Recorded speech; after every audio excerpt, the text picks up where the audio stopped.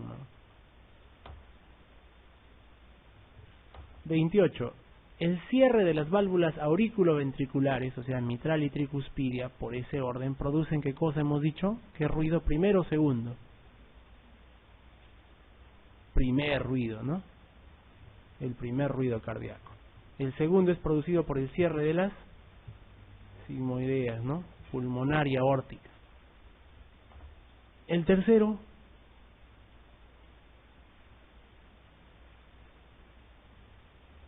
hay tercero y cuarto también, ¿no? En algunas personas se puede auscultar el tercero y cuarto. El tercero es producido por el ingreso de sangre a los ventrículos, ¿ya? O sea, se abren las aurículos ventriculares, entra a partir de las aurículas, cae la sangre a los ventrículos y esos remolinos que hay ahí pueden producir el tercer ruido. Y el cuarto,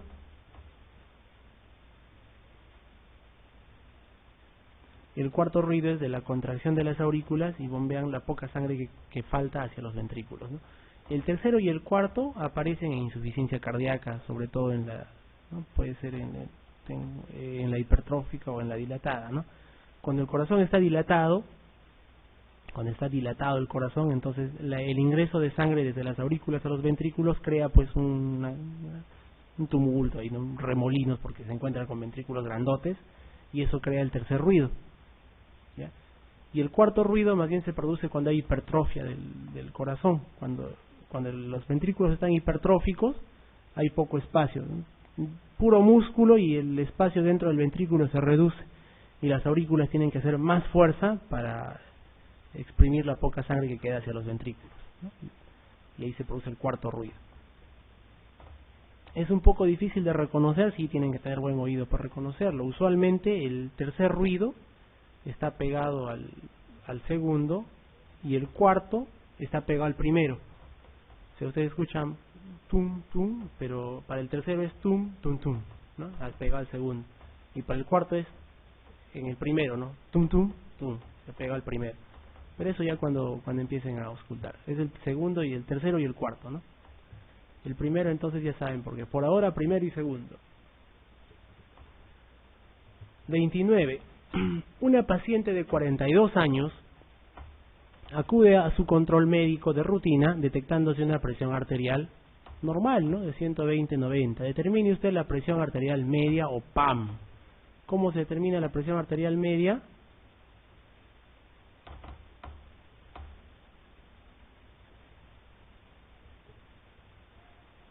Dos veces la presión arterial diastólica menos más una vez la sistólica entre 3, ¿no? Vamos a ver si podemos escribirlo, ¿ya? Dos veces la diastólica más una vez la sistólica, ¿no? 2 más 1, 3 entre 3, ¿ya? La diastólica es 90 por 2, 180, más la sistólica 120, 300, entre 3, 100, ¿no? Ahí está la respuesta. 100 milímetros de mercurio. La presión arterial media no es el promedio de la sistólica más la diastólica. La presión arterial media casi siempre está más pegado a la diastólica que a la sistólica. Miren, siempre, ¿no? 100 está más pegado a 90 que a 120. 30. Paciente de 64 años que llega a la emergencia por hiponatremia severa. Habíamos dicho que severa es sodio por debajo de 120, ¿no? Este paciente tiene 112. La misma que motiva la administración en infusión de cloruro de sodio, ¿no? Uno de ustedes agarra y le da cloruro de sodio al 3%. ¿Cómo se prepara? Agarra un frasco de cloruro de sodio al 0,9% y le ponen 5 ampollas de hipersodio. Ya tienen cloruro de sodio al 3%. Pero a las 4 horas este paciente presenta cuadriparesia, o sea, no puede mover ninguna extremidad, disartria, ¿no? Habla con dificultad, y diplopía, de doble.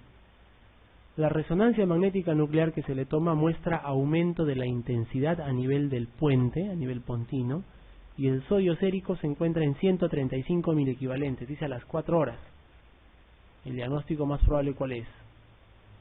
Ya saben ustedes, ¿no? Lo que pasa es que a este paciente se le ha incrementado muy rápido el sodio.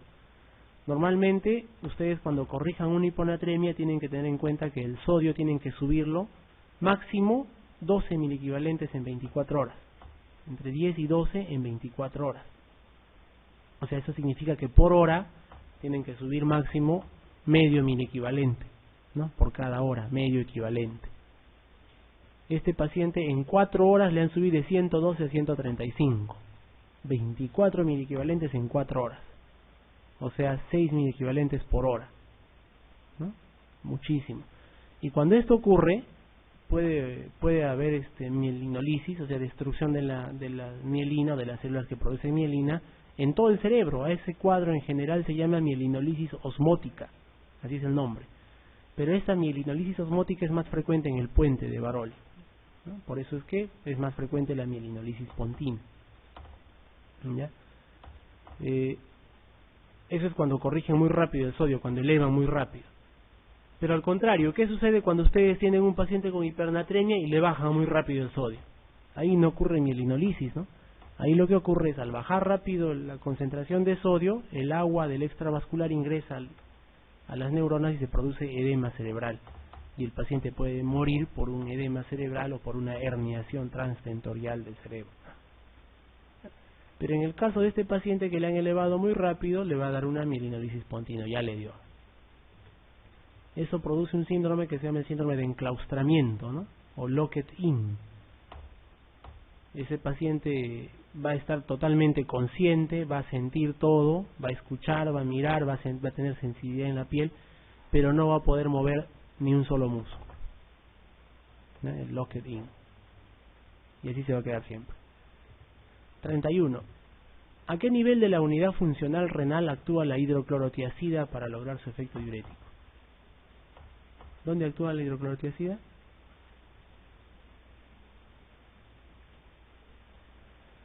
En realidad actúa en parte en el túbulo contorneado y en parte de la porción gruesa del asa ascendente de Henle, ¿no? Entonces la única respuesta que acá se acerca es la porción gruesa ascendente del asa de Henle. ¿Ya? Recuerdan que es la mácula densa, son un grupo de células, ¿no? En el túbulo contorneado distal o en la porción gruesa ascendente del asa de Henle, que detectan los cambios de osmolaridad dentro del túbulo, ¿ya? Esta mácula densa está bien junta a una estructura que se llama aparato yuxtaglomerular, ¿no? Que se encarga de secretar renina. Ya, la cápsula de Bowman es la que envuelve al glomérulo y la arteriola aferente es por la cual llega la sangre al glomérulo. La respuesta aquí es la C. 32. ¿Cuál de estos fármacos antiepilépticos tiene como efecto adverso hirsutismo, o sea, bigotes, donde no debe haber en las mujeres, e hiperplasia gingival? ¿Cuál da hiperplasia gingival e hirsutismo? La fenitoína, ¿no? El principal efecto adverso de la fenitoína.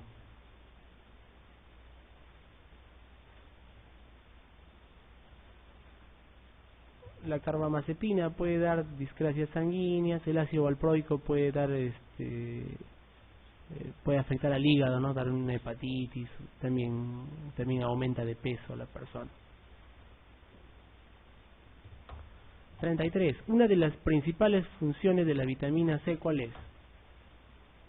La vitamina C sirve para síntesis del colágeno, ¿no? Y de esta manera la cicatrización de heridas. Pues es importante la vitamina C en el crecimiento por la síntesis del colágeno. Síntesis de colágeno. 34. ¿El cromosoma Filadelfia es producto de qué? El cromosoma Filadelfia, para empezar, es un tipo de translocación cromosómica entre los cromosomas 9 y 22, ¿no? Que está asociado a una enfermedad llamada leucemia mieloide crónica, ¿ya?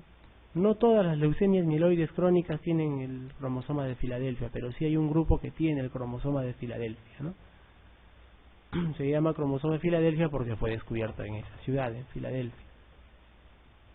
Y se trata de una translocación cromosómica entre los cromosomas 9 y 22.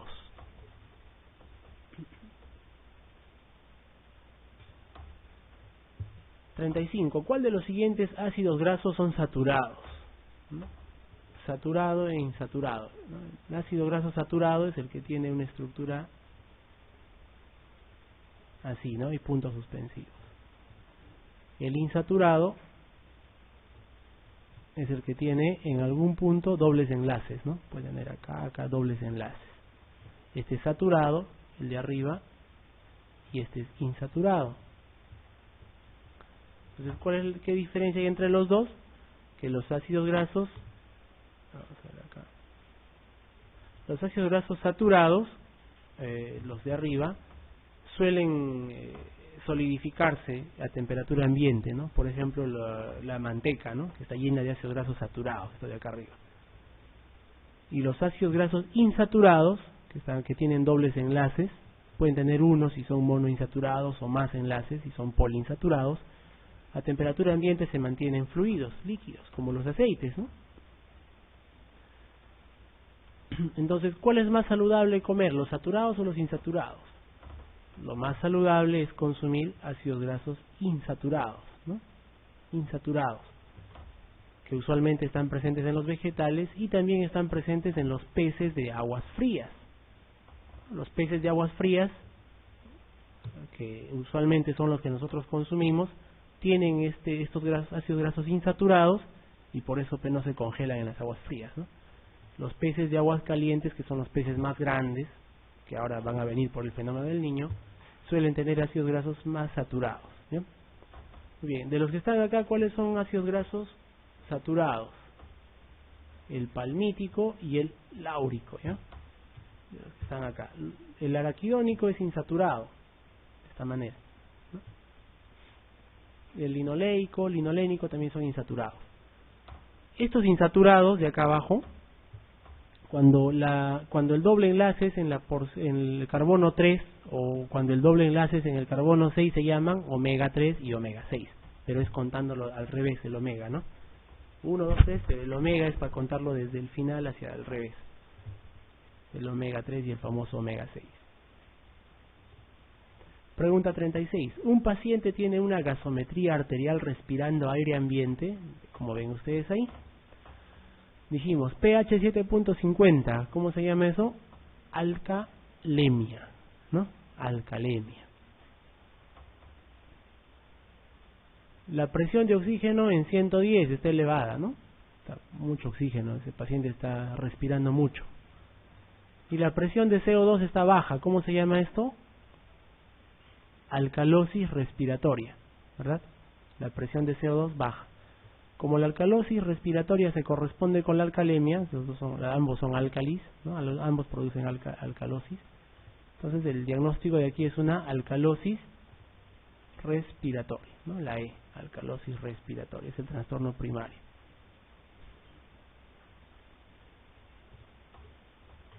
(37) De los siguientes antiulcerosos, ¿cuál de los siguientes antiulcerosos produce quelación de otros medicamentos impidiendo su absorción de forma significativa? A ver, ¿cuáles son antiulcerosos ahí? Todos, ¿no? ¿La tetraciclina es antiulceroso? No es un antibiótico. ¿La tetraciclina produce quelación de otros medicamentos e impide la absorción? Sí, la tetraciclina sí, impide la absorción de bastantes medicamentos, pero no es un antiulceroso, por eso es que descartamos esta alternativa de tetraciclina. Nos quedamos con los demás antiulcerosos. ¿Cuál de esos antiulcerosos dice quela a otros medicamentos y produce su disminución en su absorción? De todos ellos, el sucralfato es el que actúa localmente. El sucralfato, ¿cómo actúa? Ingresa al estómago y en las porciones donde la mucosa está erosionada, como las úlceras o las gastritis, sobre todo en las úlceras, el sucralfato se pega y forma una película de protección, lo protege, ¿no? Físicamente, forma una película como una alfombra y lo protege de los ácidos. Pero el sucralfato también puede interferir con la absorción porque otros medicamentos pueden quelarse, ¿no? Juntarse, pegarse al sucralfato. Entonces la respuesta es la E. 38. Uno de los siguientes componentes del pulso venoso yugular, nuevamente pulso venoso, se encuentra alterado en el taponamiento cardíaco. ¿Cuál de ellos está alterado en el taponamiento cardíaco? ¿no? Nuevamente agarramos y dibujamos nuestras ondas de pulso venoso, ¿no? Onda A, onda V, colapso X, colapso Y. Listo. Ya sabemos que es A, que es V, X es, ¿no?, este colapso, y Y es el final para que aparezca otra A de nuevo, ¿no? Aquí a veces ustedes van a encontrar en los libros una pequeña onda llamada C. Acá, ¿no? Entonces, cuando hay este taponamiento cardíaco, hay bastante presión dentro de los ventrículos, ¿no? Dentro de todo el corazón está con más presión, más aumentada la presión, porque afuera hay líquido que está presionando. Entonces, lo que sucede en el taponamiento cardíaco es esto: la onda A, la onda B, y nuevamente, ¿no?, la Y y la onda A. Entonces, lo que ocurre es que se borra la X, ¿no? La X se produce justamente porque baja estas presiones, ¿no? Baja la presión venosa central entre la onda A y la B. Lo que ocurre en el taponamiento cardíaco es que se altera el colapso X, desaparece ese colapso X, ¿no? La alternativa a la D. 39. Una de las siguientes es la función principal de la vitamina E. Cuando ustedes busquen la función de la vitamina E van a encontrar que en los animales es importante para la fertilidad, ¿no? Pero en los humanos no se ha comprobado que sea importante para la fertilidad, sino que más bien se le ha dejado como un antioxidante, ¿no? Se considera que la vitamina E es un antioxidante. ¿Qué son los antioxidantes? Son sustancias que remueven principalmente productos derivados de la oxidación, por ejemplo los oxígenos superreactivos, ¿no?, etcétera, los otros tipos de sustancias oxidantes que en teoría previenen el envejecimiento celular. 40. La pelagra es una enfermedad nutricional producida por el déficit de ¿qué? Déficit de niacina, ¿no? ¿Y cómo es la pelagra? Clínicamente tiene una triada de las 3 letras D: demencia, dermatitis y diarrea, ¿ya? Si es un paciente con una dermatitis, que anda con diarrea, todo flaquito y que está, ¿no?, está con conductas alteradas, como una persona que tuviera demencia. Es curioso porque la pelagra, antes de que se sepa que es producido por la deficiencia de una vitamina, se pensaba que era producido por un agente infeccioso, ¿no? Y en el sur de Estados Unidos era bastante frecuente. Entonces el gobierno norteamericano le encarga a un infectólogo, Joseph Goldberg, le encarga que encuentre el agente infeccioso de la pelagra, a un infectólogo obviamente, para que encuentre el agente infeccioso. Y el infectólogo empieza a observar y concluye que no es un agente infeccioso, que es nutricional. Y todo el mundo se le va encima, ¿no? Bueno, al final logra por fin probar la hipótesis de que se debe a una deficiencia nutricional y no a un agente infeccioso. Termina inclusive inoculando todo lo que tenían los pacientes en la piel, lo inocula a su esposa y a su hijo, ¿no? Y ve que no les produce pelagra. Antes se decían esas cosas, ¿no? Ahora ya no. 41. De entre los siguientes fármacos, ¿cuál es el que produce hiponatremia con más frecuencia? De los que están citados ahí, solo hay 2 diuréticos, ¿verdad? La furosemida y la estiacida. Y los que producen hiponatremia son los diuréticos. La digital, la prednisona y la penicilina no producen hiponatremia. Pero de entre los diuréticos, el diurético que con más frecuencia produce hiponatremia y de forma más severa son las tiacidas, la hidroclorotiacida, ¿no? Inclusive las personas que hacen hiponatremia por hidroclorotiacida ya no deben volver a tomar nunca más hidroclorotiacida porque vuelven a hacer hiponatremia.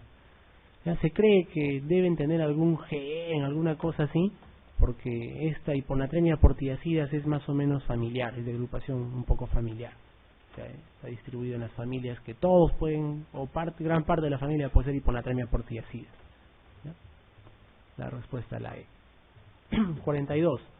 Los principales encargados de producir surfactante pulmonar, ¿cuáles son? Neumocitos tipo 2, ya eso ni qué decir.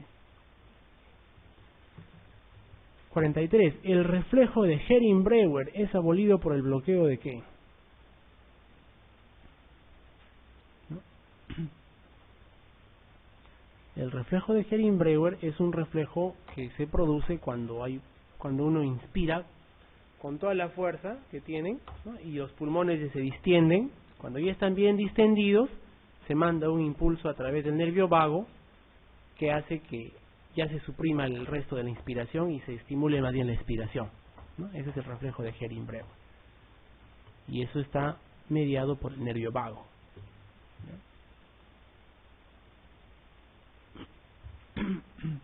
Entonces, si bloqueamos el nervio vago, está abolido este reflejo. 44. La función del colesterol de alta densidad o HDL, ¿cuál es? Dijimos que el de alta densidad, su función es ir removiendo los lípidos y colesterol de la pared de los vasos sanguíneos, ¿verdad? Ir acumulando. Entonces, ¿cuál es? Eliminar el colesterol de los tejidos y llevarlos al hígado, la D. Por eso es que se llama el de alta densidad colesterol bueno. Y lo esperable es que las personas tengan HDL más de 50, ¿no? Es lo bueno, es lo mejor que nos podría pasar. Y para elevar el HDL, ¿qué medidas hay? Consumir ácidos grasos insaturados, o sea, consumir pescado y consumir, digamos, en lugar de mantecas, aceites, ¿no? Y también hay un medicamento que puede elevar el HDL disponible, que es la niacina, ¿no? La niacina puede ayudar o promover la elevación del HDL, pero tiene efectos adversos y por eso no se usa, ¿no? Entre sus efectos adversos puede dar diarrea,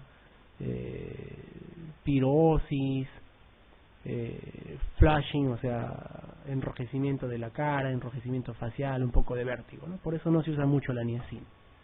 ¿Ya? Muy bien, entonces la D. 45. Uno de estos signos físicos no es esperable en un caso típico de insuficiencia cardíaca congestiva. ¿Quién no ha visto un paciente con insuficiencia cardíaca congestiva, no? Los pacientes dicen, ¿tienen reflujo hepatoyugular presente? Sí, ¿verdad? Tienen ingurgitación yugular, pero cuando nosotros le presionamos la zona del hígado, aumenta la ingurgitación yugular. Eso es el reflujo hepatoyugular, ¿no? Se hace con el paciente echado y con una cabecera a más de 30 grados. B. Edema bilateral en miembros inferiores. También tienen los pacientes con insuficiencia cardíaca. Acropaquias. Si ustedes recuerdan, a todos los insuficientes cardíacos no tienen muchas acropaquias, ¿no? D. Estertores crepitantes en la auscultación. Sí, sobre todo bilaterales y basales. E. Estertores sibilantes también pueden tener, y esto se conoce como asma cardíaco. Entonces la respuesta es la C. 46. La vacuna BCG contra la TBC es de qué tipo: toxoide, recombinante, bacteria viva atenuada, polímero de ADN o virus vivo atenuado. Para empezar, no es virus. BCG no es virus. Polímero de ADN tampoco es, ¿no? Toxoide, BCG ¿qué es? Bacilo de Calmette-Guerin, ¿no? Bacilo. No es un toxoide entonces. Recombinante tampoco. ¿Qué es? Es una bacteria viva atenuada.